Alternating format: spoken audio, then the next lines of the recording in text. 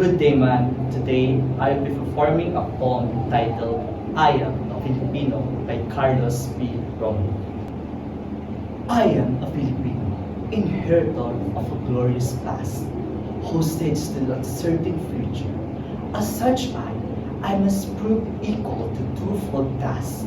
The task of meeting my responsibility to the past, and the task of performing my obligation to the future. I sprung from the harder race. Child has many generations removed of the ancient Malayan pioneers. Across the centuries, the memory comes rushing back to me of brown skin, men putting out to the sea in ships that were as frail as their heart or stone. Over the sea, I see them calm, burn upon the bellowing wave and the whistling wind.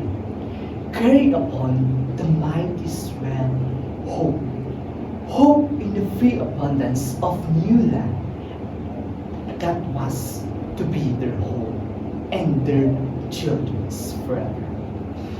This is the land where they sought and found every inch of shore that their eyes first set upon, every hill, mountain that become to them with green and purple vegetation, every mile of rolling plain that their view encompass, every river and lake that promise a plentiful living and the fruitfulness of commerce is a hollow spot to me.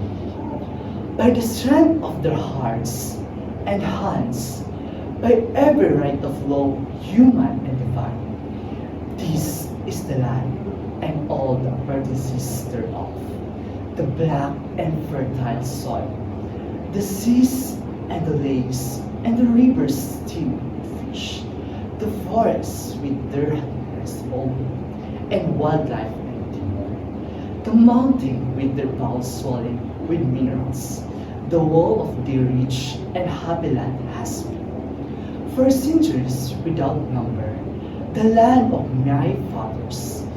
This is the land I received in trust from them, and in trust will pass it to my children, and so on until the world is no more.